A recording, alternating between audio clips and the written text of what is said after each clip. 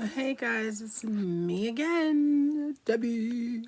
Okay, so it's late. I'm tired, so I get goofy. That's me. Okay, so this stream that I'm putting out, this was July 16th, 2017, 2 days before my birthday, and I had this dream. It was a quick dream, and it was. As I was coming, I'm about to wake up, and and then all of a sudden I hear almost like I'm there when it happens. So in the dream, it's just the ending of the dream part. Is that I said, it had to do with Israel, and it had to do with something called THAAD. I thought it was saying THAAD or TED or something like that system, and that it had failed. And so I saw missiles. I saw them coming in a clear blue sky. Sky was clear blue, and just these missiles were coming. And then I saw buildings on the left, and then I saw a tan piece of like equipment. It was tan, and it was I think it was like I don't want to say truck. I don't want to add to it, but it was tan, and it was a piece of equipment, and the buildings were on the left hand side, and yeah, the TAD system didn't work, and it failed. And so I looked that up to find out what it meant, or if there's anything like that. And then I found out about Israel, Israel, and that they have a system. It's THAAD, and I pray in the name of Jesus that it doesn't fail. I know that in the Old Testament that there's going to come a day where they are attacked, and people are going to stand back and say, oh, have they gone to take the booty? Is that why they've come? They do nothing to help them but God. God shows up on the scene, and he delivers them completely. And there will be no, it's kind of like he shows up and says, what do you expect? Because people will say that there's no God, or, oh, that's so silly. I don't believe in fairy tales, and, Puff the Magic Dragon. And I just think to myself, you are supposed, like, if there's, supposed to be intelligent people, I'm like, you're supposed to be an intelligent person, and you're saying these things. You're dismissing them. And if you stopped and you thought for just a moment, you would know that there was a God, that there is a God. Creation cannot create itself. And, I watch this ministry periodically called Living Waters, and they have a YouTube site. And he was speaking to people that were supposed to be, they were professing atheists, okay? And he hands them a book.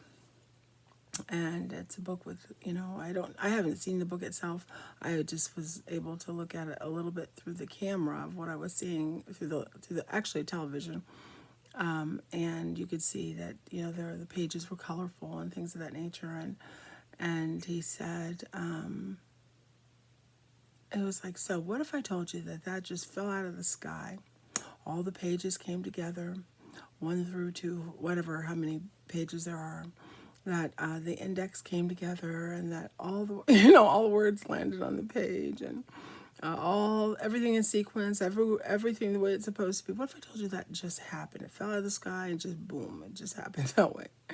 And they're saying, oh, we know that couldn't happen. It's not possible. And he said, however, but you believe that happened with creation. That these rocks came together and kaboom. And where did the rocks come from? Creation cannot create itself. Doesn't make sense. And so, anyhow, I say all that. I had to get that in, guys. There is a God. He is mighty in power. He's not just a kind, loving, compassionate, a sweet God. He also is a God of vengeance, of wrath. He is a God of, I have chills when I think about it. He has has many, many expressions, many, many ways he likes to express himself. And he is righteous. So whatever judgments he makes, whatever it is that he decides, he is God. And so I just say, okay, what can you say? He's God. I'm thankful he chose me. I'm thankful that if you are a brother or sister in the Lord, that he chose you.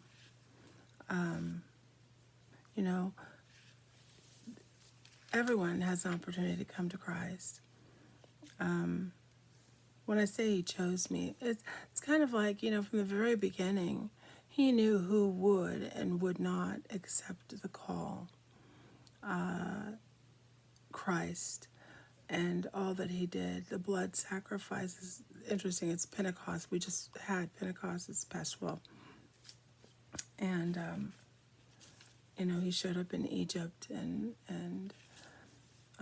people, I'm sure, or the Egyptians were mocking the slaves. Oh, where is your God? You talk about the God of Abraham. Where is this God? It was prophesied that they would be in bondage for 400 years. And then the deliverer was coming. And they knew the deliverer was coming. And Moses, he was. And God showed up there. God is not asleep. And even though we're going through I should be asleep, you guys. But even though we're going through all the things we're going through, I just want to say that he has not forgotten about us. He's not forgotten about anyone. And that if you don't know the Lord, he knows you. He knows your name. He knows everything there is about you. And he loves you. And he is waiting for you to answer the call.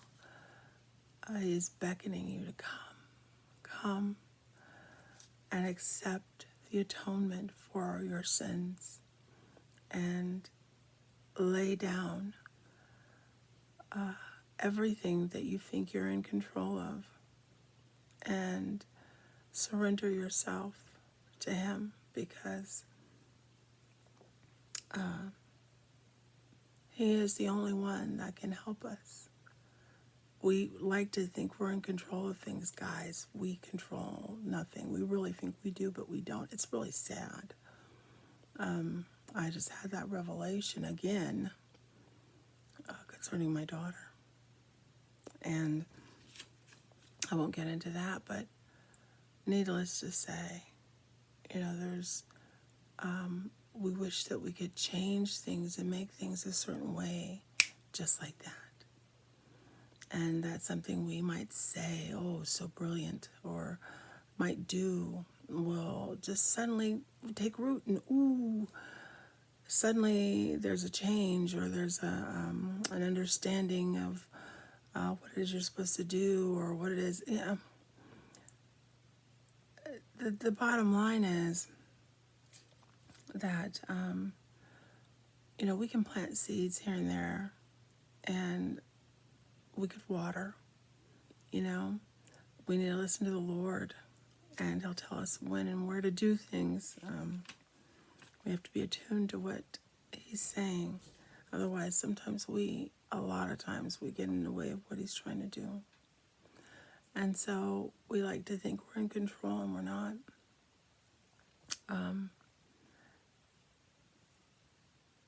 Surrendering to Christ and giving Him your life, and knowing that you're not in control, but it's only through Him, because He is the only way to heaven. There's no other way except through Jesus, the blood atoning sacrifice. He came, He died, so that we might have life and have it more abundantly.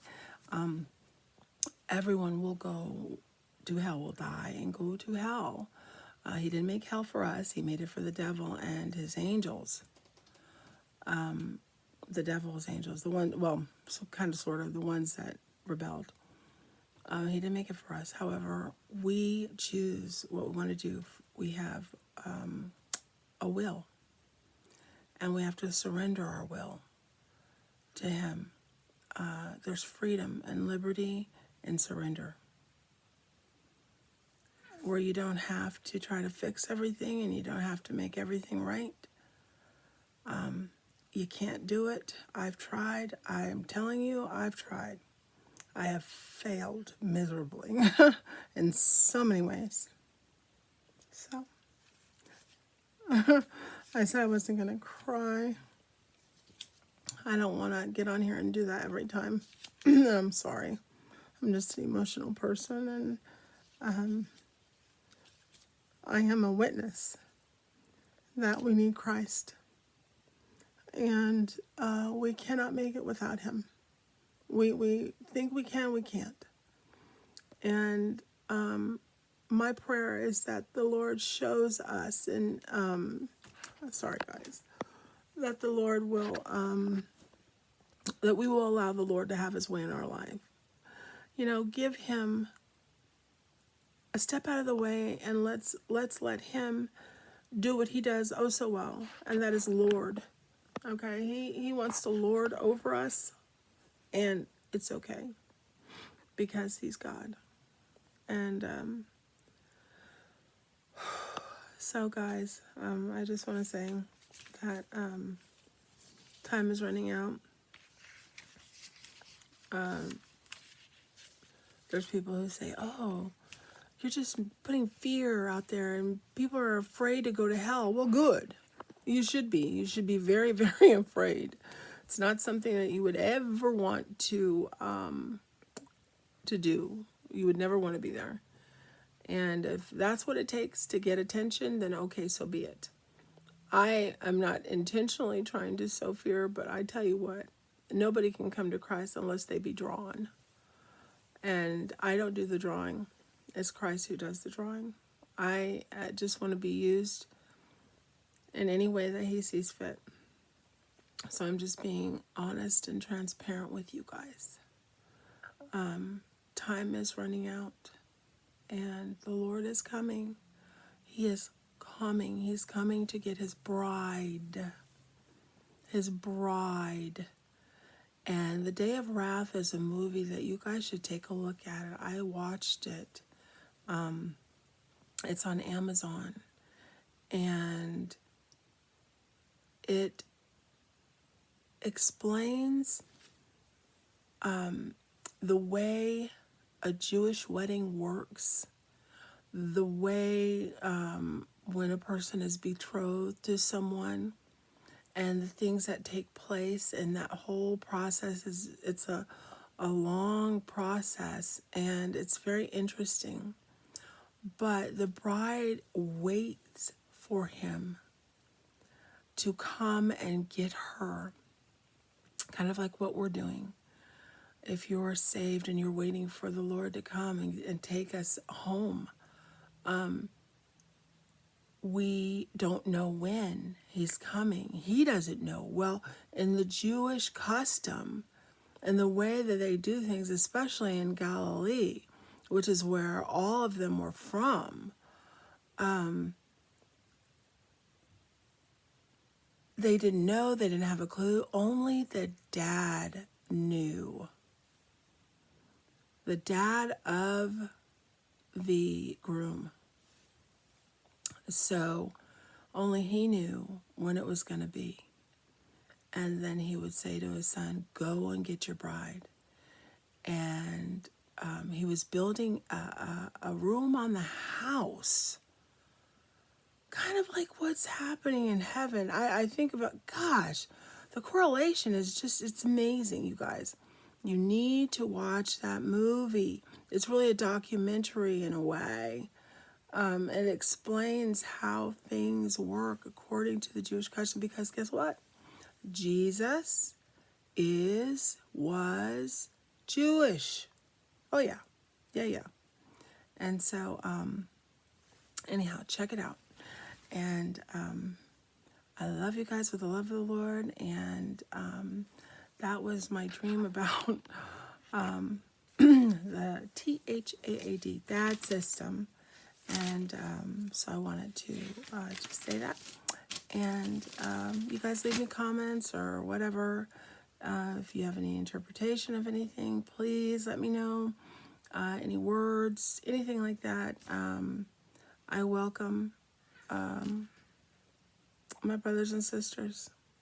Or if you're not saved and you want to be saved, you don't know how, or you need someone to help you walk through the process of that. It's not a difficult thing. Jesus didn't make it difficult because he wants it for all of us. And you know how we are. We're lazy and we don't like to do anything if it's hard. We just don't. That's our fleshly nature. But anyhow, let me know. Leave comments. And you guys look for the Lord. He is soon to return.